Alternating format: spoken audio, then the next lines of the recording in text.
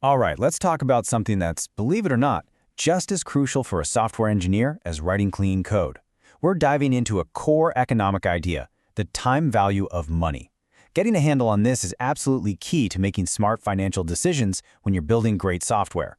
Okay, so let's start with the big, single most important idea here. It's this: a dollar in your hand today is worth more than that same dollar a year from now. So why is that? Well, it's all about potential. The money you have right now, you can invest it, you can put it to work, and it can start earning even more money for you. So, how does this play out in the world of software? Well, imagine your company decides to fund a big new project. As soon as they pour that capital into building an app, guess what? That money is now locked in. It's tied up. It can't be used for anything else. Not that other feature you wanted to build, not some other investment. So by picking this one project, the company is giving up the chance for that money to grow somewhere else. Okay, so we've established that future money is worth less. But why? It's not just some gut feeling, right? No, there's some really powerful economic forces making this happen. So let's break down exactly what those are. You know, it really all boils down to three key things. And these three factors, they're the reason we have something called interest. You can think of interest as just a fee you pay for using money over time. It's literally the price of time. And here they are, the big three: opportunity cost, inflation, and risk. These are the core reasons time has a price tag. And interest, that's just the tool we use to balance the scales for these three things whenever money is involved over a stretch of time. First up, we've got opportunity cost. And it's a really simple idea when you think about it. If you spend your money on A, you can't also spend it on B. It's that simple. It's all about the potential profit you're missing out on by not picking the next best thing to do with your cash. Second on the list is inflation. I think we all feel this one, right? It's that slow, steady rise in prices over time.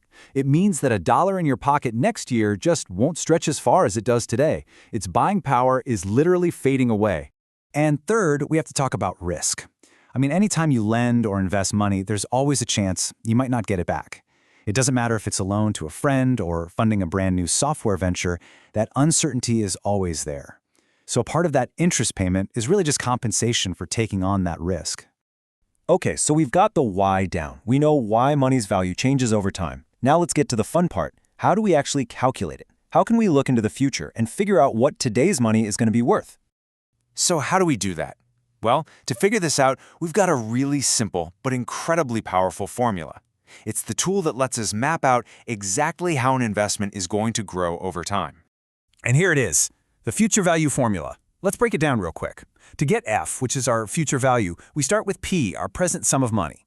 Then we multiply that by 1 plus I, the interest rate. And then we take that whole thing and raise it to the power of N, which is just the number of times it's going to compound. It sounds a little complex, but this simple calculation shows us exactly how much our initial investment is going to grow. Now, the real magic behind this whole formula is something called compounding. This is where things get really exciting. It's the process of earning interest not just on your original money, but also on the interest you've already made. It's like a snowball effect, and it's why growth can seem slow at first, but then it just takes off. And you can really see the difference it makes right here. Look at that. Simple interest is just a straight, predictable line. But that compounding curve, it just gets steeper and steeper. That massive gap opening up between the two lines, that is the incredible power of compounding in action. Okay, so looking into the future is cool. But what if we need to do the exact opposite? What if someone promises you a chunk of money, say 5 years from now, and you need to know what that's actually worth today? Well, that process of working backwards from the future, it has a name. It's called discounting. It's basically the reverse of compounding.